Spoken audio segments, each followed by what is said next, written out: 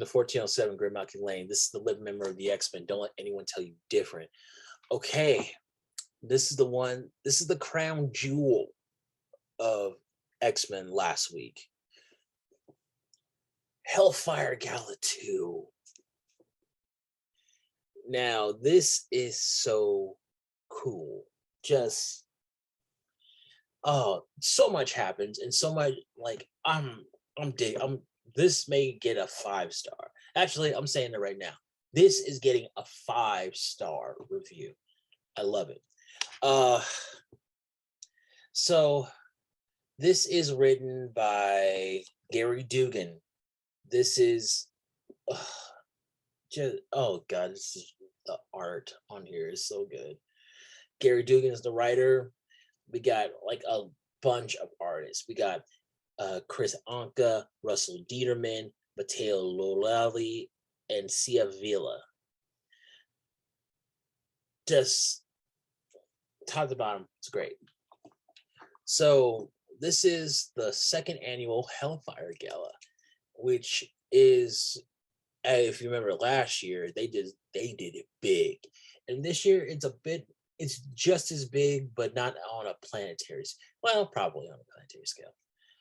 So, as we've seen in X-Men 12, issue 12, the Cyclops has revealed had been talked to Ben Urich and revealed to the world that mutants can be resurrected, and that causes such a panic. Not a panic. It's just like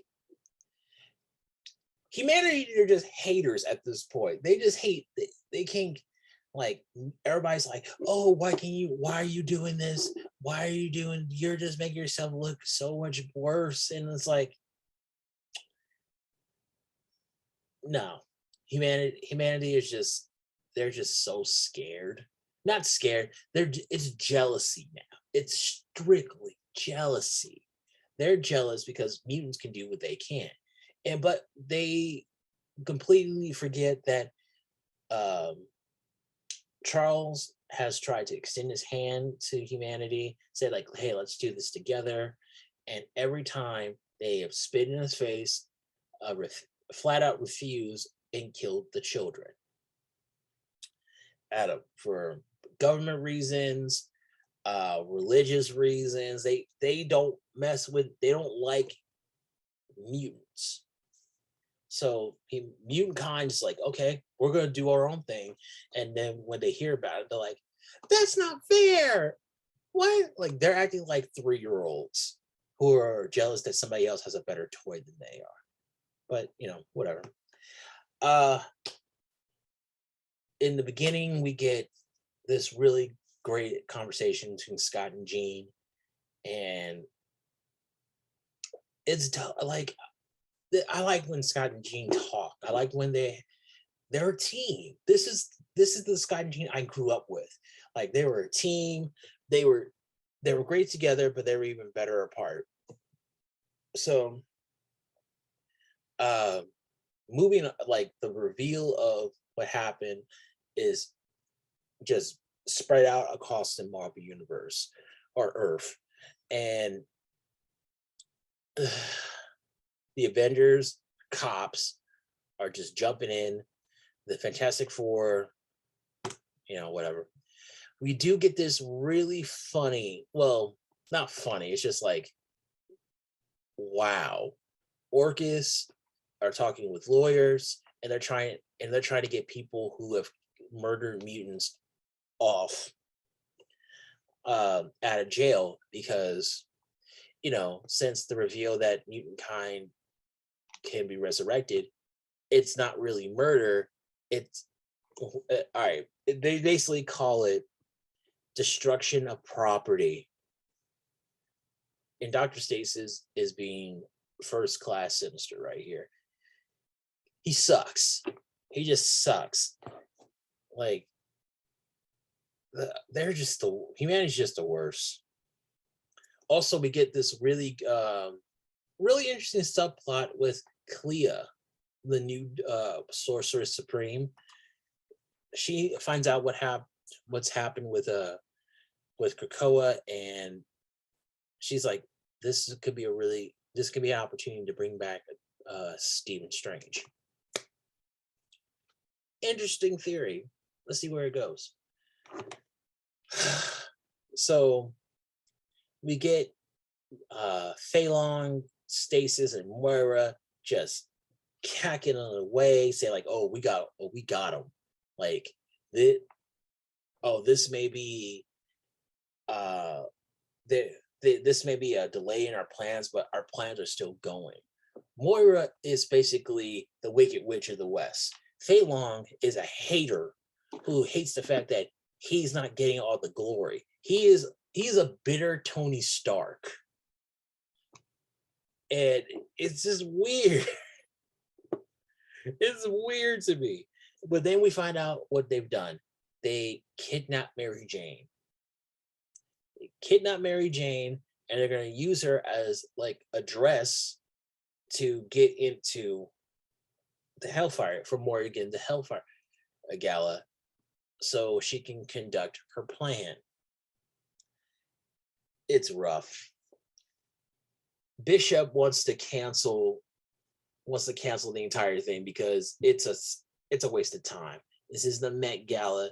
This is just a way for the mutants to flex.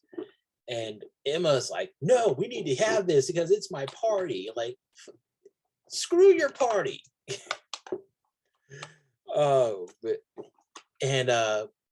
Like Bishop is starting to see he has very little say in what actually goes on with the Quiet Council. The Quiet Council is going to do whatever they want to do. And while Bishop, like he is leader of the War Council, they're not at war. And they don't want to do, he's thinking that we need to protect the Five at all costs. And Hope, the one who just kind of bullied her way onto the council, doesn't like the fact that she's not I guess she thinks that she's not being taken seriously, which is funny to me because she should never be taken seriously. And Magic, Magic, like you should never let Magic do anything because she's gonna break the rules because she can, and no one's really gonna reprimand her for it. So it's weird. We get some very interesting developments on Sync regarding his powers. This is very interesting. The fact that when he uses the muscle, that part of his powers for muscle memory, he ages up. Very clever. I want to see what happens. And it's nice to see Dr. Reyes, but I would wish it. I like Dr. Reyes. Anytime we see her is good. And the fact that Wolverine and Sync are not a thing, cool. It also just says that Sync and Wolverine were just a proximity infatuation, and she would never have gone for him at all if he wasn't the best option. Laura's just like Logan. We get some stuff with Jumbo Carnation and the Wasp. We get some really nice cameos, some really cool cameos. I'm a big fan of the big one, and I would really like to see if they would. A few years ago, I heard that they were up to play Mr. Sinister in the New Mutants movie. And I thought, like, wow, that'd be really cool. I would love to see what they do with it. But it never happened. Ugh.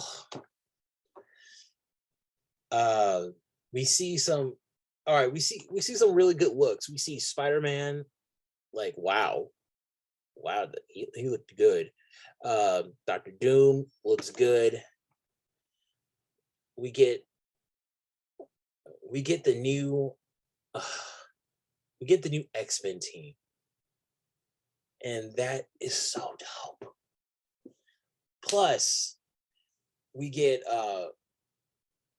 just how they a lot of people don't like the fact that these X-Men are new, they're recycled, they're X-Men who've been there before, plus the new one. But I like it. This is different.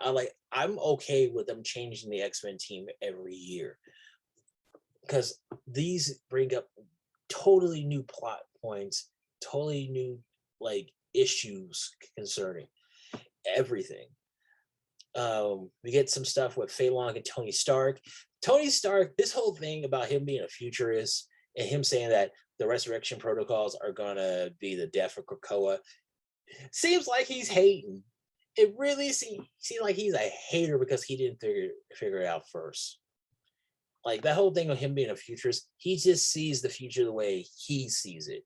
He doesn't like, okay, if he was a futurist, how come he didn't help out mutant kind before? It doesn't. His whole thing, like, oh, I'm a futurist. It's stupid. We get some stuff with Moira and Proteus, and we just kind of see that Moira is just the worst. He's just the worst. And yeah, we're gonna see something play out in Spider-Man. I want to see how that goes because it's rough.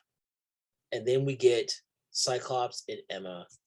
Emma, who's been kind of avoiding Cyclops all night, he kind of tricks her into having a dance with him, and he tells her what happened with Sinister. And yeah, she's not happy.